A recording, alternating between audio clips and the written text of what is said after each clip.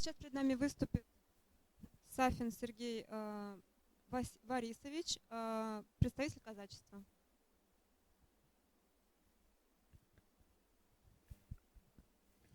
Да, видите, как вот мое отчество все коверкают. Вот любят у нас называть Борисович и Борисович, ну понятно. Да, здесь вот все-таки приятно общаться, что вот я говорю, ну, вы моего отца что там, переименовали, что ли, знаете, или там он перекрестился, что имя его так. Вот, знаете, вот год назад был тоже здесь вот так же, ну, только здание воскресной школы, дай бог памяти, проводилось у нас то же самое. Вот, подобное мероприятие, очень хорошее, очень замечательное. Вот, батюшка вот меня благословил в прошлом году. Вот, ну то, что я на командировку, вот, то, что я, скажем так, на своих ногах, со своими руками, с головой, значит, хорошо благословил, качественно, так сказать. Вот, понимаете, так вот тоже чуть-чуть решила разрядить, а то так вот. Вот, ну, в принципе, в прошлом году я также всем, так сказать, вот то, что прослужило казачество наше, про служилых татар, вот, я уже говорил, потому что всегда была лучшая конница татарская, всегда.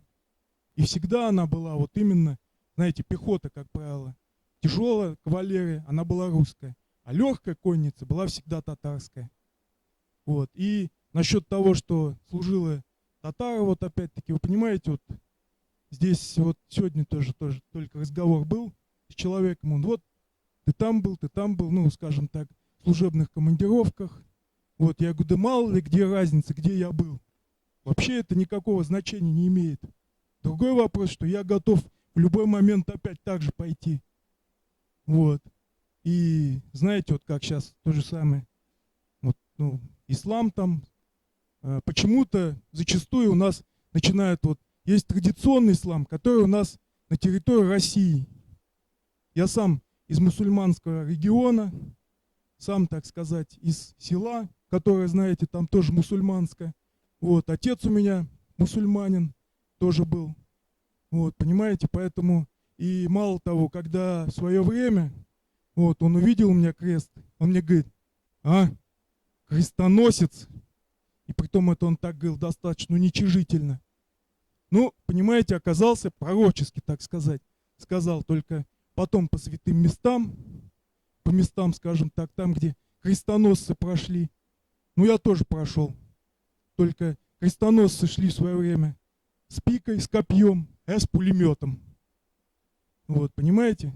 Ну, попал, как говорится.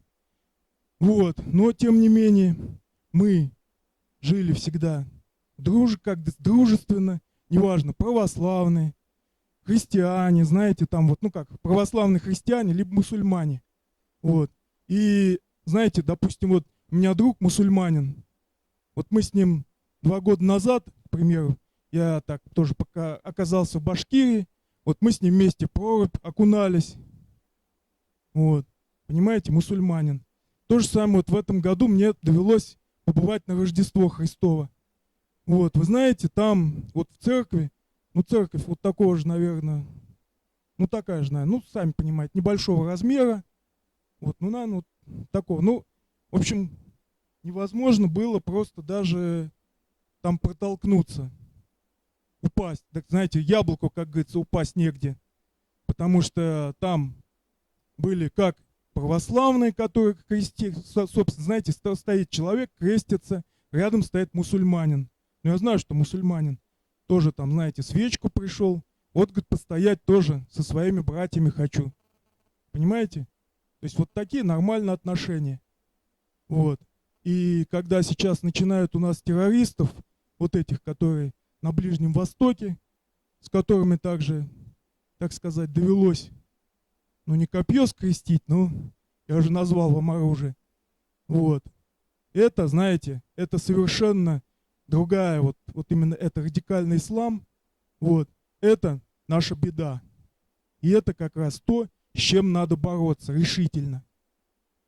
Потому что, вот, допустим, единственный город, в котором, знаете, именно родной язык был язык Иисуса Христа, вот это Маалюля. первое, что они сделали, они его разрушили весь, до основания. И жителей по большей части уничтожили. Вот. Ну, кому удалось сбежать, те сбежали, соответственно. Вот. Веру никто предавать не стал. Поэтому вот это вот как раз вот я говорю, что начинают нам рассказывать ислам, вот про то, что там война и так далее. То есть это совершенно другая религия. Вот. И знаете, вот тем, кто туда, есть такие, ну, как они там себя, фанатики, уж не знаю как, приезжают, то есть там довелось видеть и изнасилованных собачек. Вы представляете, что это такое?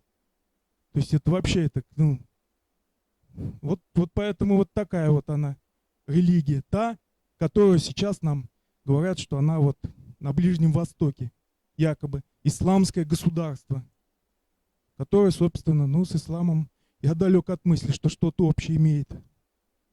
Вот.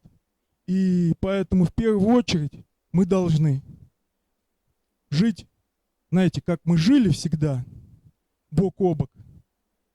Вот, то есть, мало того, вот сейчас, знаете, тут по именам, там какое имя, что мусульманское имя там якобы.